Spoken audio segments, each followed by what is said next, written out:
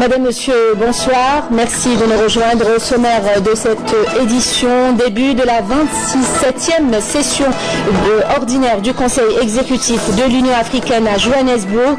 L'examen des rapports et recommandations à soumettre à la conférence au sommet samedi est à l'ordre du jour. Représentation féminine au sein des institutions étatiques, l'Union africaine souligne les performances de l'Algérie.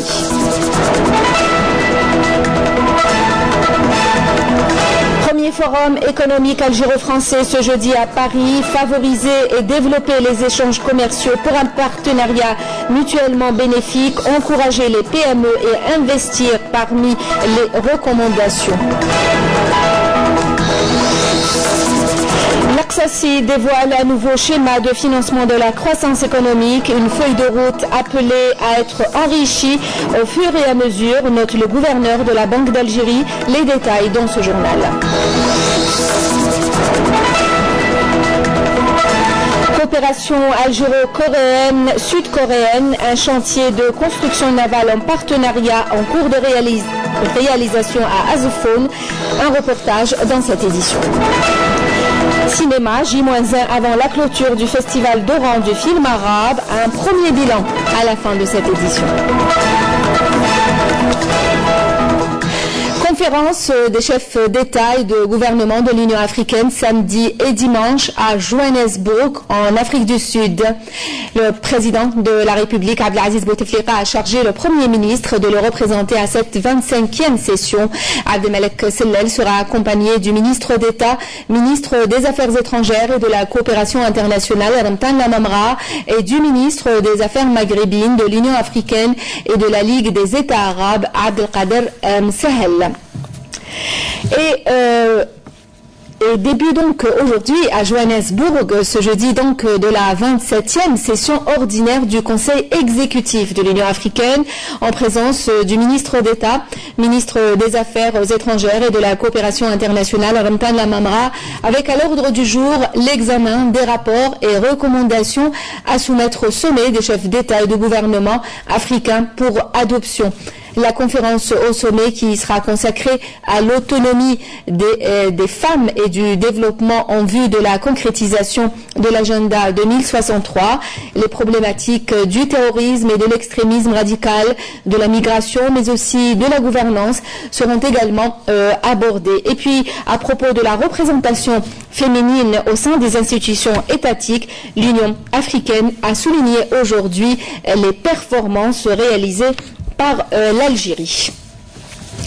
Et en marge des travaux de la 27e session ordinaire du Conseil exécutif de l'Union africaine, le ministre d'État, ministre des Affaires étrangères et de la coopération internationale, a eu ce jeudi plusieurs entretiens avec ses homologues africains à Johannesburg.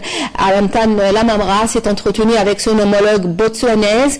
Les ministres ont notamment discuté de l'état des relations algéro-botswanaises et des perspectives de coopération entre les deux pays. Lamamra a également rencontré le ministre des Affaires étrangères de Zambie et le secrétaire d'État aux relations extérieures de l'Angola. Outre les questions bilatérales, les ministres se sont penchés aussi sur les questions régionales et internationales d'intérêt commun. Aucune alternative à la solution politique en Libye, affirmait aujourd'hui le ministre des Affaires maghrébines de l'Union africaine et de la Ligue arabe, interrogé par l'APS sur son évaluation des conclusions de la réunion tenue hier à Berlin sur la Libye. Abdelkader Msahel s'est félicité du fait qu'il soit aujourd'hui évident que la communauté internationale partage la même perception de la crise et que la convergence des vues, des lectures et des analyses qui s'est dégagée sur la situation qui prévaut en Libye, ainsi que les positions exprimées par l'ensemble.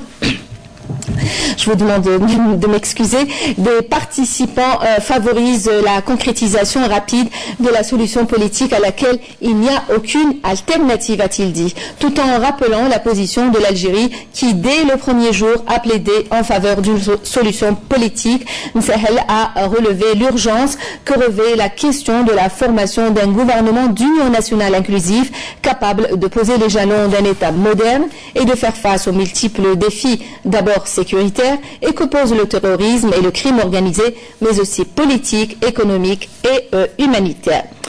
Je vous l'annonçais en début de ce journal, première édition du Forum économique algéro-français ce jeudi à Paris.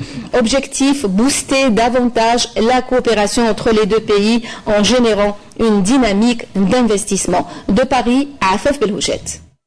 Lieu hautement symbolique, personnalité de premier rang politique et du monde des affaires, le lancement de la Chambre algérienne de commerce et d'industrie en France a tenu ses promesses en organisant son premier forum économique Algérie-France qui a attiré près de 400 chefs d'entreprise des deux rives, et ce, dans une conjoncture politique bilatérale des plus favorables, dira l'ambassadeur d'Algérie en France qui a ouvert les travaux. Une tribune qu'il a mis à profit pour rappeler les objectifs économiques du gouvernement face notamment à la baisse du prix du baril. Réindustrialisation de notre pays. Ces défis s'appellent rigueur économique. Ces défis s'appellent également réorganisation de notre économie pour affronter cette période difficile que nous allons traverser pour encore 2 ou 3 ans. Filiale de la CACI, cette structure a pour mission première la promotion de l'Algérie en tant que destination d'échanges commerciaux, certes, mais surtout en tant qu'un nouvel Eldorado d'investissement. Depuis 62, on communique mal. On va continuer à communiquer mal. C'est maintenant ou jamais où on doit doubler d'efforts et on doit relever ce défi, qu'il y a de l'engouement, il y a de la volonté, il y a de la prédisposition. C'est ce que je disais. Les compétences algériennes sont prédisposées à travailler, à développer. Donc, toute chose malheureuse, il y a une crise en Europe, il y a des opportunités en Algérie et il y a un défi à relever. Justement, la nouvelle génération d'entrepreneurs de la diaspora dans son sens le plus large sont la cible prioritaire et pour cause. Je vous réaffirme qu'on est plus de 5 millions en France. On est la première recette de l'Algérie hors hydrocarbures. On envoie plus de 2,5 milliards en Algérie et on a une assise, un potentiel de plus de 200 milliards d'euros de potentiel d'investissement et de restructuration. Plusieurs tables rondes ont été programmées à l'occasion de ce premier forum, des témoignages sur des success stories partenariales entre les deux rives et des thématiques consacrées à l'emploi, la formation, l'entrepreneuriat et l'internationalisation grâce à ce fameux concept de co-localisation. Les efforts engagés par l'Algérie pour développer une économie émergente et forte ont été au centre de l'exposé présenté ce jeudi à Maputo, au Mozambique, par le ministre des Finances, Abdelrahman Ben Khalfa, intervenait lors de la 40e réunion du Conseil des gouverneurs de la Banque islamique de développement. La réunion du Conseil des gouvernements de la BID a regroupé les ministres des Finances des 56 pays membres de cette banque, avec la participation de plusieurs représentants d'institutions financières internationales et régionales. Politique, lors de la conférence de presse qu'il a animée au lendemain de son plébiscite en tant que secrétaire général par intérim du RND, Ahmed Ouyahia a abordé plusieurs points, notamment son retour au Rassemblement national, mais aussi les défis que le parti doit relever. Il a également abordé la situation politique et économique du pays. À peine revenu aux commandes du parti, Ahmed Ouyahia n'a comme à l'accoutumée pas croulé sous les questions des journalistes. Il a, près de 2 heures durant, abordé diverses questions d'actualité.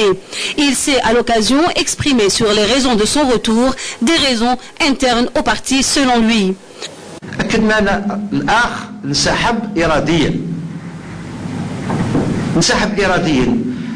Alhamdulillah, التجمع هذا ما يكسرش طباسة كل ما يكون عنده مشاكل. مكسبالة في سهل. طمير ما فيها لا حسابات لا ظرف لا النظام راه يقوي في أموره لا كذا لا كذا. شان داخلي ربي إن شاء الله يخليه يستمر الأمر بالتي هي أحسن. نرجع للقطب، نعم للقطب، حقنا احنا ثاني أحزاب، عندنا الحق نتحالف معنا من نحب نتحالف وندافع على الشيء اللي ندافع عليه. إلا نخدموا كل واحد وحده، كل واحد راه قايم بدور. إلا نكملوا نخدموا كل واحد وحده مع بعض يكون دور أقوى. المعارضة ماهيش قوية، ماهيش باش نقسمها. قوتها سكوت القطب تاع جماعة النظام كما يسمونها.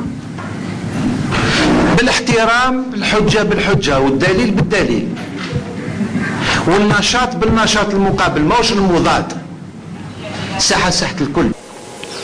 Répondant à une question sur l'appel de certaines formations politiques à l'organisation d'élections anticipées, le secrétaire général par intérim du RND a appelé à mettre fin à la culture des clans ne pouvant que nuire à la stabilité politique du pays. Au centre de toutes les supputations, Ahmedou Yahya a ajouté que toutes les échéances électorales seront maintenues, notamment les élections législatives prévues pour 2017, et ajouté aussi que le président de la République mènera son mandat jusqu'au bout. Le président Abdelaziz Bouteflika préside et présidera jusqu'à la fin de son mandat. Les élections législatives se tiendront en 2017. Donc cessons de regarder midi à 14h, regardons plutôt des problèmes qui mettent en jeu مشاكل عويصة حول حياة البلاد. Abdelaziz Bouteflika نسمح نفسي نعبر عليه بهذه الطريقة هذه ضحى من هذه البلاد العهدة الرابعة هذه. Et je sais de quoi je parle. وتعرفوا انتم في الساحه الوطنيه لو كان ما تحملش هذه العهده هذه غير ربي عالم وين كانت تروح البلاد في لي زيليكسيون بريزيدونسيال الاخرين. اشياء يكشفها المستقبل. فيها جماعه يقول لك مرحله انتقاليه، ماناش داكور على مرحله انتقاليه. علاش ماناش داكور على مرحله انتقاليه؟ الشعب يقرر. اختار برلمان، اختار رئيس. لكن تجي تقول لي نوض غير في الجزائر تلعب هذه الروايه هذه نوض خليني نقعد اديها بالقواعد. لو كان شيء يتباع شريه، اذا كان شيء يجي باراده الشعب يجي باراده الشعب. حاجه ثانيه ما ناش داكور معاها، قال نديروا اجماع وطني ان كونسنسوس ناسيونال. حول واش؟ حتى اجماع وطني على ورقه بيضاء. Concernant la situation économique et sociale, Yahya s'est dit partisan de l'implication des deux secteurs privés et publics dans le développement économique du pays. Il s'est d'autre part dit ouvert à l'amélioration de la gouvernance. Pour ce qui est des allégations à propos du soutien de l'institution militaire à certains partis politiques, le nouveau patron du RND dénonce toute atteinte aux institutions de l'État. Une jeune fille de 16 ans a perdu la vie hier à Msila dans des inondations qui ont surpris les habitants. Tout a commencé vers 18h lorsqu'un orage a éclaté. Après la grêle, une pluie diluvienne s'en est suivie. En quelques minutes, certains quartiers de la ville ont été submergés par les eaux. Le reportage de Badia Armarni et le commentaire de Amina Zahouf. Il aura suffi d'un peu moins d'une demi-heure de chute de pluie accompagnée de grêle pour que plusieurs quartiers de la wilaya de Msila se retrouvent immergés d'eau. Les habitants ont été surpris par le niveau d'eau qui avait atteint les 2 mètres. Supposant que les chutes de pluie sont restées plus longtemps, comme était le cas dans certaines wilayas, ça aurait été plus catastrophique. Les dégâts sont importants en raison des constructions réalisées au bord du Oued. Le problème réside dans les normes de construction qui ne sont pas respectées, comme est le cas ici. C'est un projet réalisé dans une vallée. Aussitôt alertés, les éléments de la protection civile ont intervenu afin de porter secours aux victimes. Une jeune fille de 16 ans a péri et 9 personnes ont été secourues, dont un nourrisson de 3 mois. Plusieurs interventions de nos éléments ont été enregistrées dans des régions isolées pour venir en aide à des personnes bloquées dans des véhicules, dans des maisons ou pour des pannes électriques causées par ces inondations. Ces inondations ont été provoquées bien sûr par la brutalité de l'orage qui est composé de grêle et accompagné en deuxième lieu de pluie. La grêle a dépassé 14 kg par mètre carré et la pluie a dépassé les 20 mm. Seulement au niveau du poste 5, qui est nouveau, il y a des bâtiments qui sont construits nouvellement, il y a un oued. Cet oued-là, donc, a inondé, a pris la galerie qui est construite par l'hydraulique et les travaux sont en construction pour aller plus loin et donc éviter les inondations de toute cette cité. Dans l'avenir, il n'y aura aucun problème. Votre cité, le poste 5, sera protégée. Les travaux sont en cours. Une cellule de crise a été installée au niveau de la wilaya. Elle est composée de membres de différents autres secteurs et supervisée par le wali de Msila. Dans le cadre de la sécurisation de nos frontières et la lutte contre la criminalité organisée, un détachement de l'armée nationale populaire relevant du secteur opérationnel de Bourj Beji Mokhtar a appréhendé hier 2 criminels et a saisi 2 pistolets automatiques de type Kalachnikov, une quantité de munitions et 2 motocyclettes. D'autre part, et au niveau de la 5e région militaire, des éléments de la gendarmerie nationale relevant du secteur opérationnel de Tébessa ont saisi une quantité de kif traités s'élevant à plus de 1500 kg, tandis que un autre détachement relevant du secteur de Aïn Timouchent a saisi plus de 14 kg de drogue. Aussi, des éléments des gardes-frontières du secteur opérationnel de Tlemcen ont saisi plus de 8300 litres de carburant qui étaient destinés à la contrebande. Coopération, les opportunités de partenariat entre l'Algérie et la Finlande dans le domaine de l'agriculture ont été au centre de la rencontre aujourd'hui à Alger entre le ministre de l'Agriculture et du Développement rural, Abdelkader Qadi, et le vice-ministre des Affaires économiques extérieures auprès du ministère des Affaires étrangères finlandais actuellement en visite en Algérie. Je vous invite à écouter leur déclaration. Nous avons discuté de beaucoup de choses avec le ministre de l'Agriculture. Nous avons discuté donc de l'agriculture, de l'élevage, de l'amélioration des plantes. Nous pouvons faire beaucoup de choses dans ce domaine. Nous avons déjà lancé un projet en commun entre la Finlande et l'Algérie, la production de machines agricoles. Et nous pouvons donc avancer, aller de l'avant et promouvoir le partenariat et la coopération.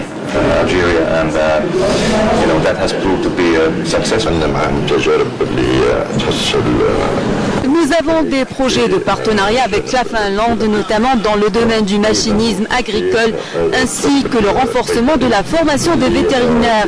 Nous avons également de nombreux autres projets de coopération en matière d'agriculture avec ce pays.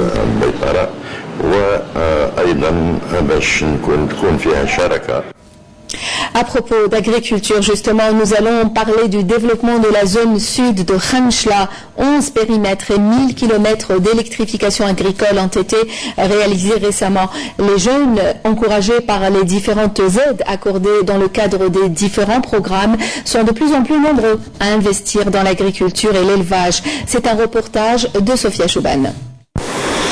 Élevage de vaches laitières, culture sous serre de produits maraîchers, champs de blé, production de luzerne, eau à volonté et électrification pour exploitation agricole. C'est la nouvelle image qu'offre la zone sud de Khanchla qui vibre au rythme de son développement intégré. La zone sud, finalement, le programme de la zone intégrée de la zone sud n'est qu'une partie du programme global de développement de la wilaya de Khanchla. C'est un programme qui a touché pratiquement à tous les secteurs, le désenclavement, l'AEP, l'eau, l'agriculture de montagne, de sud et celle de la plaine. Le programme intégré, nous avons un programme de 35 milliards de dinars. Pratiquement, c'est un programme qui a touché le 11 périmètres, 1000 km d'électrification agricole. Justement, pour le secteur agricole, 1800 jeunes de la région ont bénéficié du soutien de l'État, comme Bouzienne Abdenoura, un exploitant qui a déjà à son actif 5 fourrages pour irriguer 127 hectares de terre. J'ai diversifié mes cultures par le maraîchage sous serre. Mon investissement à ce sujet avec mes frères nous a encouragés grâce au financement de l'État. Et je peux ainsi développer, grâce au fourrage et à l'électrification de mon exploitation, plusieurs produits à la fois, allant de l'alimentation du bétail à l'arboriculture jusqu'à la céréaliculture. Le développement intégré de cette zone sud de Khanchla va bon train dans ses multiples opérations qui impliquent tous les acteurs de différents secteurs, comme les maillons d'une chaîne qui rendent prospères les hauts plateaux de l'Algérie et les populations de jeunes qui s'y investissent, chacun dans son créneau. L'Algérie mise aussi sur le développement des ressources halieutiques en encourageant par exemple l'investissement public et privé. Dans la région d'Ezfoun, un chantier naval de construction navale est en cours de réalisation. C'est le fruit d'un partenariat algéro-coréen. Sophia Chouban. Combien d'efforts humains, administratifs et financiers ont été consentis pour voir l'aboutissement de ce chantier naval réalisé au port de pêche de la ville côtière de Asfoun? C'est un projet de très très important qui répond à ce qu'on appelle à la demande nationale. Nous avons tous les moyens nécessaires pour pouvoir faire face à ce qu'on appelle atteindre ce qu'on appelle une cinquantaine de bateaux par année, parce que nous avons même ce qu'on appelle une équipe 3 fois 8.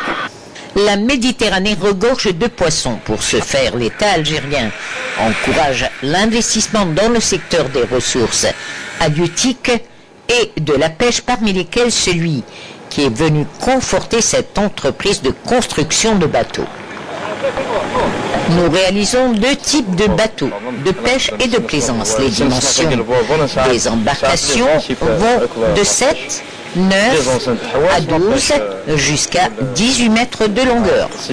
Ce sont des bateaux de différents modèles et assez robustes qui répondent aux normes standards internationales. Quant à nos employés, eux, ils ont acquis une bonne expérience dans le domaine.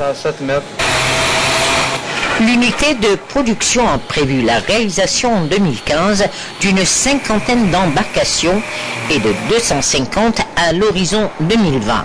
Un partenariat algéro-coréen qui annonce la bonne couleur dans ce projet.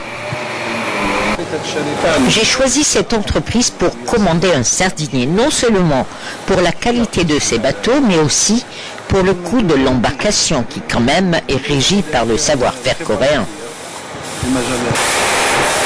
Quant aux équipements et ingénieries nécessaires à la construction de bateaux de pêche, c'est la partie Corée du Sud, partenaire avec l'entreprise mère Algérie Korea Marine, qui envisage dans le futur de fabriquer de grands tonniers. Le gouverneur de la Banque d'Algérie, Mohamed Laksassi, a dévoilé ce jeudi les grands axes d'un nouveau schéma de financement de la croissance économique, une feuille de route dans un contexte de contraction des ressources financières due notamment à la baisse des prix du pétrole. Camélia Mellel. Lors de sa réunion avec les PDG des banques et établissements financiers activant en Algérie, le gouverneur de la Banque d'Algérie, Mohamed Laksassi, a annoncé la mise en place d'un nouveau outil d'aide à la gestion des risques qui vise à renforcer la stabilité du secteur bancaire en Algérie. La centrale des risques arrive au bon moment. Elle sera moderne par rapport à celle qui est en cours, mais elle sera également moderne avec des fonctionnalités développées, même par rapport à des centrales dans un certain nombre de pays, même européens. Le crédit à la consommation il est autorisé par la loi de finances 2015, c'est la loi. Simplement dit, dans l'aspect contribution de la centrale, la dynamique des crédits à l'investissement productif, j'ai dit, nous aurons un outil performant avant fin 2015. Ce schéma qui a été dévoilé par Laksassi sera enrichi au fur et à mesure des nouvelles données avec la collaboration des banques. Il tiendra en compte des retombées du choc externe dû à la baisse drastique des cours de pétrole et doit tirer profit des ressources financières accumulées jusqu'ici. Pour le crédit bancaire interne, à moyen et long terme, ils sont en progression appréciable les 3 dernières années. Et leur part relative dans le financement des investissements dans les secteurs productifs hydrocarbures a atteint 45% en 2014. 45% en 2014. Leur part était de 38% en 2012. La Banque d'Algérie prendra au cours de l'année 2015 de nouvelles mesures pour développer le marché interbancaire d'échange et promouvoir la couverture à terme par les banques de la place au profit des opérateurs.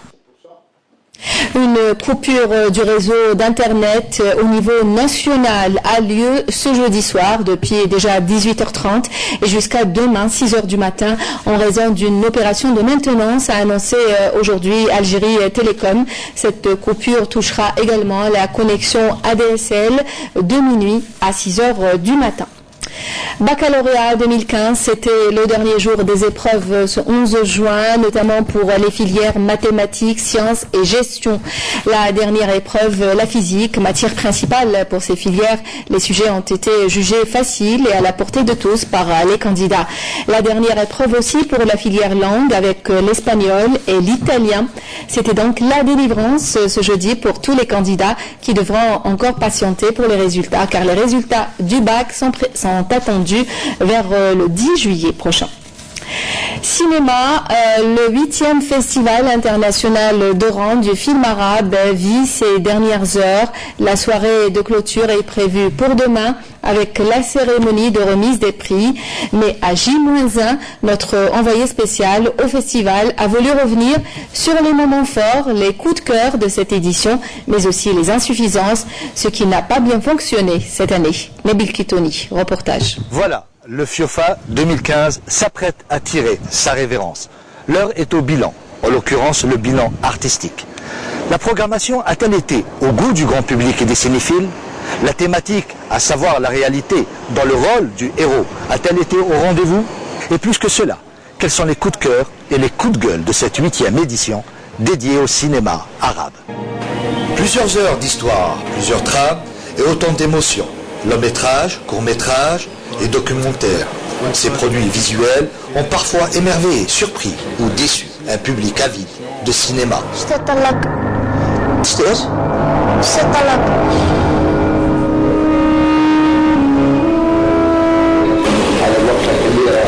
Du côté des critiques, bonnes ou mauvaises, elles ont le mérite d'être citées. Ce que l'on a aimé n'est pas forcément partagé.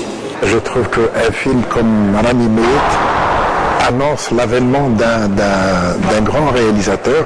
Il n'est pas parfait, bien sûr, mais il est très prometteur. Je respecte l'équipe qui a travaillé des mois pour faire cette programmation, mais la non-cohérence des films sélectionnés pour les 3 compétitions qui a malheureusement n'a pas donné cette force pour cette édition de 8e édition du festival. Et le film algérien de Yassine Benhaj qui s'appelle Ranimiyet, bon, c'est une démarche cinématographique curieuse et j'ai pas du tout aimé la réaction du cinéaste qui n'a même pas voulu s'expliquer avec le public sur ce qu'il a fait. Donc on ne peut pas faire un film pour soi-même, d'autant plus qu'il dit que je connais un seul spectateur moi-même. Donc quand on fait des films pour soi-même, on reste à la maison, on ne vient pas donc s'adresser au public. L'agacement, une coordination parfois manquée, des réactions de réalisateurs surprenantes et par moments des exercices visuels aux antipodes des codes cinématographiques. Ce qui est reproché au festival, c'est la programmation qui a changé. On ne doit jamais changer un programme dans un festival, ça doit être définitif. Et sans tout le monde est perdu par rapport à la programmation et par rapport à l'information. Et l'information, c'est le nerf de la guerre pour un festival. Soyons critiques, soyons intransigeants, mais pas intolérants. Ce n'est que, et c'est surtout que de l'art. Cela dit, certains bijoux existent. Et voilà un film qui peut créer la surprise. Je pense que le film jordanien Dib de Neji Abounoar, c'est le meilleur film qui a, même par rapport à la réaction du public d'Oran et le public du festival à la salle, je pense que c'est le meilleur moment de plaisir, de voyage. Le cinéma jordanien est en train d'émerger. C'est un cinéma qui offre de belles choses, des sujets intéressants, de belles images, une belle mise en scène. Certes, le film jordanien détonne par sa mise en scène. Un décor, le désert, un acteur à part entière. Les films syriens surprennent également par la force qu'ils dégagent. Un pays qui souffre, mais toujours debout à travers son cinéma. Pourquoi ne pas proposer uniquement des œuvres n'ayant jamais été projetées sur une toile? Pourquoi ne pas créer d'autres catégories permettant l'émergence de nouveaux talents? Notre souhait pour le FIOFA 2016, un autre menu cinématographique. Et c'est la fin de ce journal. Merci à vous de nous avoir suivis. L'information continue sur Canal Algérie juste après la météo avec Amel Laribi. Afrique Hebdo présenté par Sarah Sharif. Demain à midi, Yasmine Chaïb. J'aurai le plaisir de vous retrouver à 19h. Très bonne soirée. Merci.